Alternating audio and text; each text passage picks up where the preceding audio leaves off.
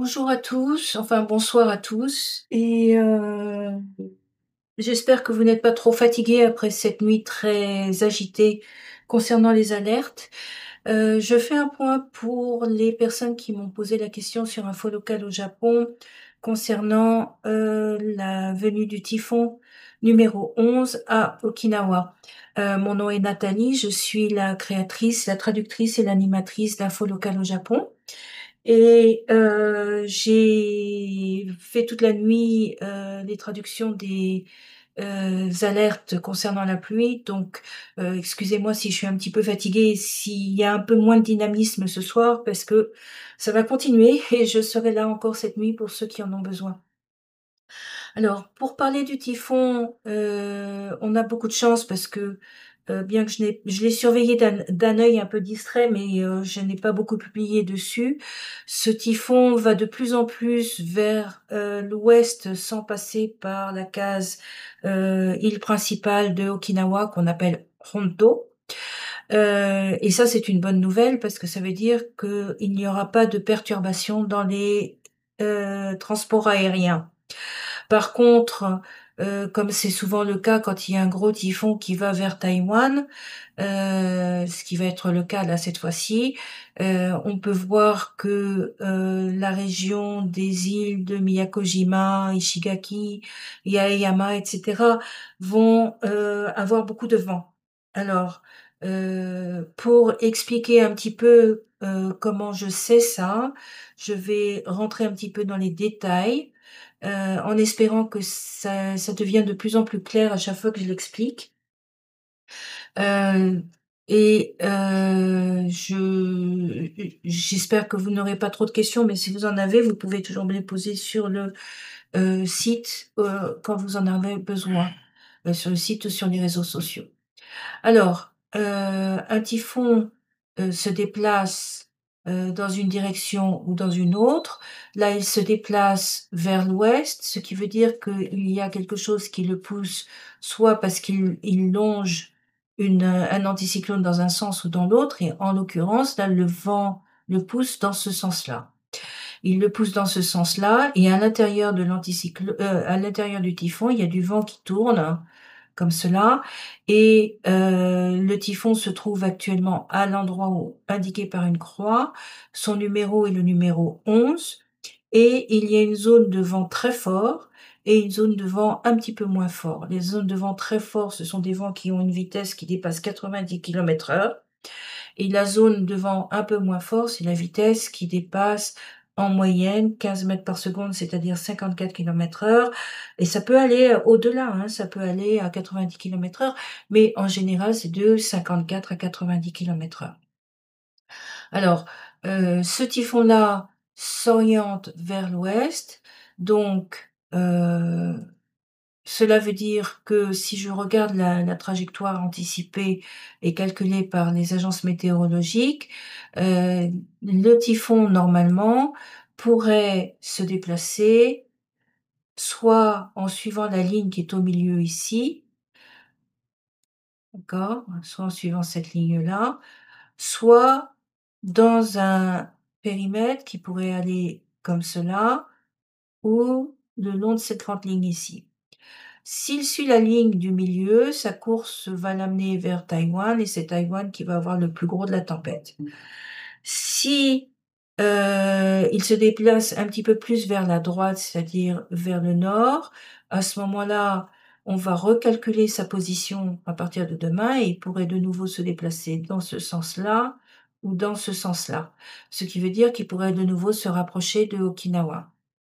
La tendance actuelle, c'est qu'il, cherche à descendre un petit peu plus bas, donc on peut espérer que demain, il, s'éloignera encore un petit peu plus des côtes des îles de Sakishima. Alors, à quoi ça va ressembler demain et après-demain? Donc je vais faire comme j'ai fait la dernière fois, parce que je pense que ça parle bien pour la plupart des gens. Si je fais un cercle ici, c'est le et que j'imagine, je vais faire un petit peu plus joli pour que ce soit plus facile à excusez-moi, mais voilà, heu, mais ça n'aide pas.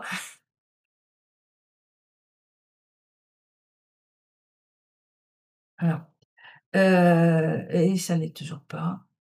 Ah, ça y est, j'ai réussi à faire un cercle à peu près correct. Vous aurez eu votre moment de détente.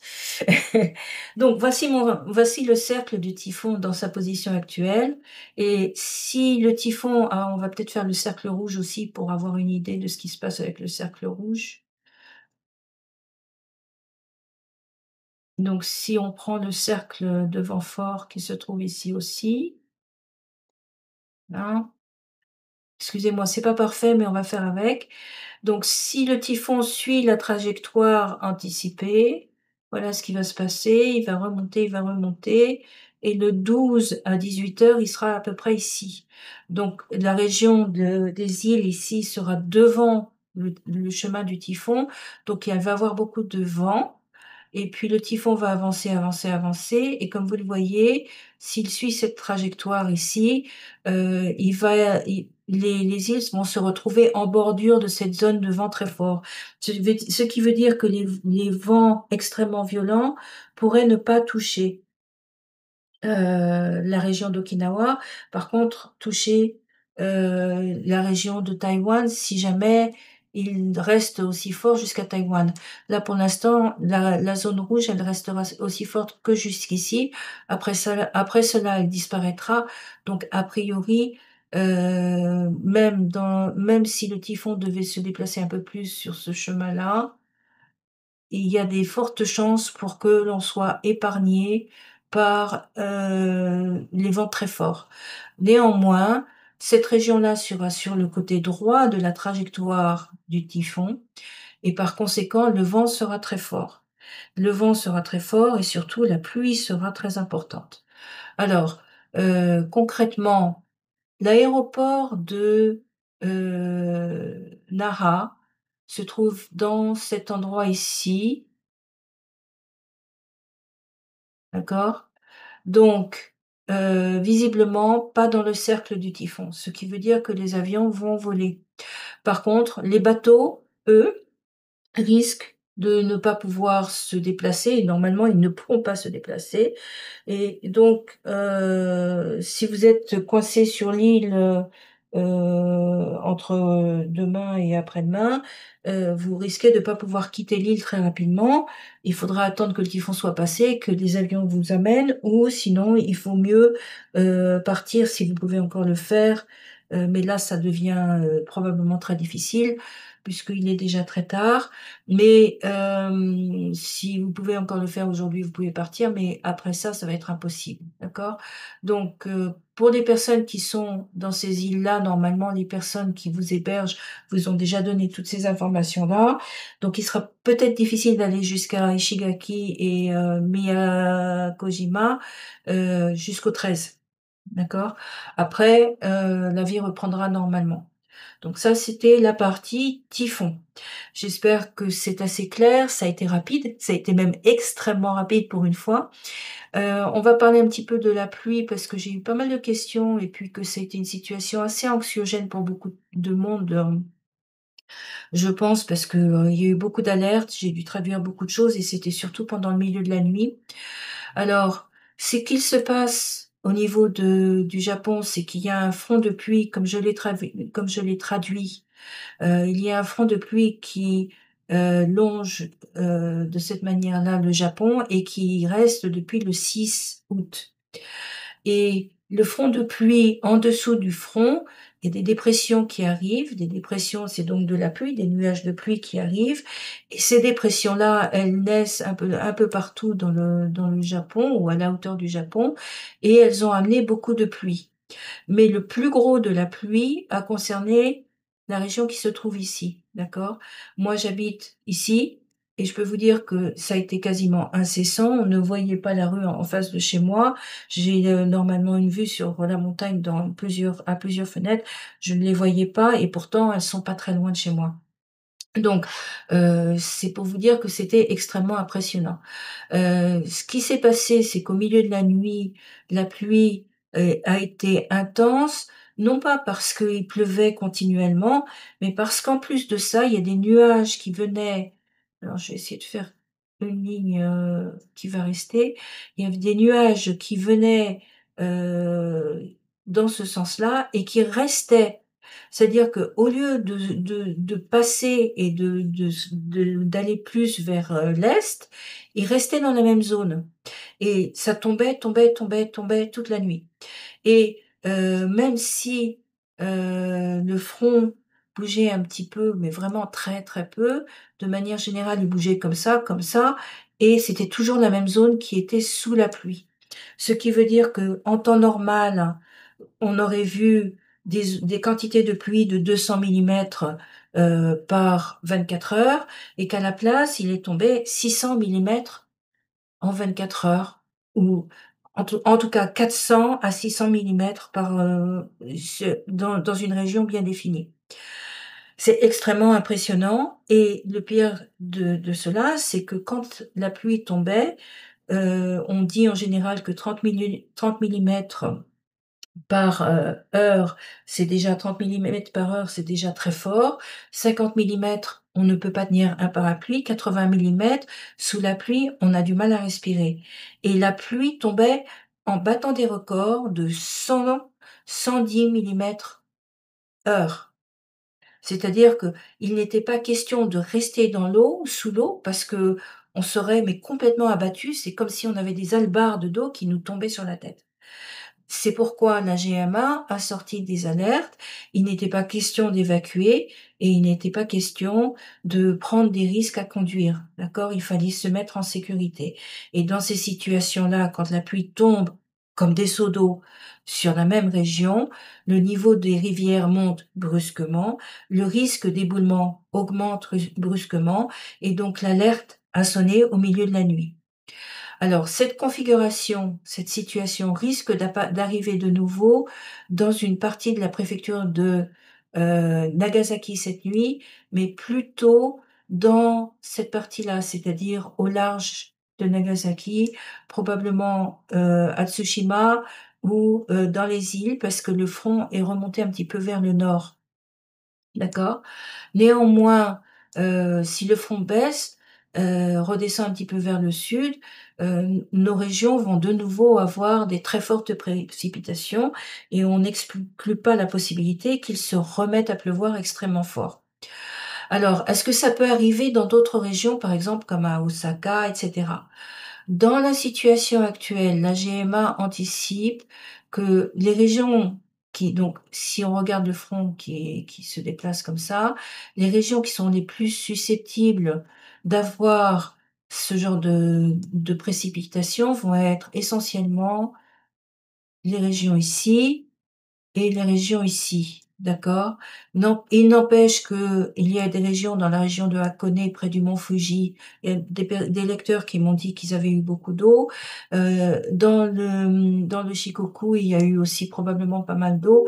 Par endroits, on voyait de l'eau par endroits. Par conséquent, excusez-moi, je reçois des messages, j'aurais dû couper, mais ne m'en veuillez pas, j'ai pas le courage de refaire la vidéo. Donc, il y a eu des endroits où la pluie a été très forte, mais le plus gros des intempéries, c'est bien dans cette région-là, hein et dans cette région ici, près de Fukuoka. C'est un petit peu à l'est de Fukuoka, c'est à peu près à 30 ou 40 kilomètres du centre-ville. C'est une toute petite zone qui a été touchée. Néanmoins, c'est une zone qui pose des problèmes quand il y a des intempéries parce que c'est le chemin du Shinkansen, c'est le chemin des voies ferrées qui viennent de, l'île principale, c'est-à-dire du Honshu et donc c'est pour ça que le trafic a été interrompu, principalement. Donc pour ce soir, il y a encore des risques de fortes pluies dans une grande partie du Japon. La situation évolue d'heure en heure et les prévisions qui ont été données, en milieu d'après-midi par les agences météorologiques ont évolué et ce soir, elles sont plus optimistes que, elles ne l'étaient auparavant. Donc on va essayer de rester optimiste nous aussi. Par contre, ce que je vous demande, c'est encore une fois de bien charger vos téléphones où que vous soyez dans le Japon cette nuit, parce que ce qui s'est passé là pourrait arriver n'importe où ailleurs dans le Japon. Et si ça arrivera, comme vous le voyez, ça arrive dans des endroits très, très, très petits. Là, ça est arrivé ici parce que vraiment c'était une bande de nuages qui a stagné ici pendant très, très longtemps. Le Kyushu a très souvent des pluies qui sont plus importantes qu'ailleurs dans le pays. Par contre, dans le nord du pays, la pluie peut être moins importante, mais faire plus de dégâts parce que la géographie du nord du pays, le terrain ne se prête pas à d'énormes chutes de pluie. Donc, quand on dit: «Préparez-vous» dans la préfecture d'Ishikawa, notamment dans ce coin-là, hein, et la préfecture de Niigata, Toyama, c'est parce que la pluie peut être moins importante que dans le Kyushu, mais elle peut faire des dégâts. D'accord? Donc vous pas besoin de paniquer parce que on n'est pas là. Je vous dis quelles sont les possibilités. Néanmoins, si vous êtes dans ces régions-là, je vous demande de bien, bien, bien surveiller les informations et de manière générale dans tout le pays, de bien surveiller les informations. Si j'ai le courage, parce que là, il faut que je me détache un peu de l'écran pour reposer mes yeux et aussi pour me reposer moi avant la nuit, parce que si les alertes tombent pendant la nuit, il faut quand même que je puisse vous informer. Donc, si j'ai le courage, je mettrai les bulletins météo des autres régions aussi pour que vous sachiez à quoi vous en tenir en question de quantité de pluie. Vous avez le plus gros et la logique. Suivez juste ce que je recommanderais donc à partir de maintenant, c'est de regarder la page de Kikikulu que vous pouvez regarder depuis Japan Shelter Guide. Je vais la mettre en anglais. C'est ce qu'on appelle la risk map ici. Si vous vous mettez en japonais, excusez-moi, j'ai ce truc-là qui me gêne, voilà. Si vous la mettez ici en japonais, ça s'appelle Kikikulu, d'accord? Et si vous la mettez en anglais, ça s'appelle Risk Map. Donc, sur Japan Shelter, c'est la même chose, hein, vous avez la même chose. Regardez cette carte pour suivre la situation. Ici, il y a la situation à l'heure actuelle et ensuite la situation avec les différents dangers selon les endroits où on se trouve. Alors, je rappelle rapidement comment ça se passe pour que vous n'ayez pas à refaire toutes les autres vidéos. Je vous conseille quand même de regarder les autres vidéos, mais je rappelle rapidement. Alors, cette carte-là vous montre ce qui se passe actuellement un peu partout dans le pays. Plus Plus les nuages de pluie sont rouges ou mauves, plus la pluie est forte, d'accord? Intense, ça peut être de l'ordre de 50 millimètres, 80 millimètres par heure. Ça veut dire que dans les régions où il pleut avec des nuages de cette taille-là, il n'est pas question de sortir le temps qu'il pleuve, d'accord? Quand la pluie est bleue, bleuâtre comme ça, il n'y a pas de problème. Quand elle est jaune, il vaut mieux rester à l'intérieur, il est encore possible de se déplacer. La nuit, quand il pleut très fort, c'est extrêmement dangereux de conduire. Évitez absolument de conduire. Et s'il a plu torrentiellement dans une région, ne conduisez plus jusqu'à ce que les alertes soient passées. Tant qu'il y a des alertes, il y a des risques que la voiture s'embourbe, il y a des risques que vous ne puissiez plus conduire. Restez en sécurité, assurez-vous de ne pas prendre de risques pour vous et pour vos proches. Alors, ici, là, ce que je vois, c'est qu'il y a des gros nuages de pluie qui arrivent, vers, la préfecture d'Ishikawa, donc Kanazawa, la péninsule de Noto et puis là, probablement l'île de Sado qui se trouve ici. Bon, bah, ces régions ont eu beaucoup de pluie, donc effectivement, il va falloir y faire attention. On voit qu'il y a des gros nuages de pluie ici dans près de la péninsule d'Izu, donc près du mont Fuji. Donc ces régions-là, à l'heure actuelle, ne sont pas très confortables. Mais ça évolue en fonction du mouvement du front et des dépressions. Ensuite, si je reviens en arrière, on va aller sur Kikikulu et là, ces 3 cartes-là sont en une seule carte, donc on va les regarder ensemble. Vous avez 3 boutons ici. Un bouton qui indique les risques d'éboulement. D'accord? Un bouton qui indique les risques d'inondation des zones basses, c'est-à-dire ce qu'on appelle les zones basses, c'est les zones sous les ponts, c'est les maisons qui sont un petit peu basses et c'est aussi les remontées d'eau, d'accord? Et un bouton qui indique les risques, concernant les, comment on appelle ça? Les rivières, d'accord? Et actuellement, pour les rivières, elles se sont toutes à peu près calmées si je regarde. Sauf peut-être ici, donc en plein milieu des Alpes et puis dans la péninsule de Noto. Si une rivière est rouge, ça veut dire qu'elle risque de devenir mauve et éventuellement noire et débordée. Donc si vous êtes près de cette rivière-là, vous pouvez zoomer sur la carte et si vous êtes près de cet endroit-là, je vous conseille très fortement de surveiller la situation, d'accord? Bon là, c'est en pleine montagne, on voit qu'il y a pas grand-chose, il y a certainement pas de gens qui habitent dans ce coin-là et même s'il y en a, c'est peut-être là c'est vraiment une maison très isolée, donc il y a peu de risques. Par contre, il faut quand même surveiller ces rivières parce que les rivières vont se déverser dans la mer à un moment donné, donc si elles vont gonfler une grosse rivière, il y aura peut-être une alerte. Donc vous devez surveiller les rivières. Mais il n'y a aucune obligation, il y a aucune obligation d'évacuer pour le moment, puisque vous êtes, loin de la rivière est loin de vous, d'accord? Simplement surveiller la situation. De la même manière pour les éboulements, on voit que beaucoup de risques d'éboulement maintenant commencent à disparaître et qu'on revient à une situation presque normale, ou en tout cas, à peu près supportable. Malgré tout, il y a des risques encore et puis il y a certainement des zones qui ont encore les pieds dans l'eau. Et si les gens ont les pieds dans l'eau, il faut attendre que l'eau s'en aille. À partir de demain, si vous avez les pieds dans l'eau, on va vous distribuer de l'eau, de la nourriture, et cetera et même peut-être déjà aujourd'hui. Néanmoins, manifestez-vous, vous pouvez m'envoyer un message si vous n'avez eu des contacts avec personne et que vous ne savez pas comment faire. Et sinon, vous pouvez envoyer des messages à votre ambassade pour leur signaler que vous êtes en difficulté pour que l'ambassade puisse prendre les mesures avec les autorités locales pour vous aider. Et sinon, votre assureur, voyage peut vous aider aussi. De la même manière, là, il y a encore des zones à risque d'éboulement dans la préfecture de Fukuoka, entre Kitakyushu et Fukuoka. Donc, dans ces endroits-là, pour la nuit, notamment Munakata et cetera, c'est la campagne. Je conseille à ceux qui sont près des montagnes de continuer à rester en évacuation si les ordres d'évacuation sont toujours valables. Si vous avez le moindre doute, puisque les fronts et la pluie vont venir de la mer du nord du Japon, donc ils vont venir de la mer. Si vous avez le moindre doute pour votre sécurité, n'hésitez pas à rester en évacuation toute la nuit. Les centres d'évacuation sont ouverts pour ça. Donc vous restez en évacuation si cela est nécessaire. D'accord?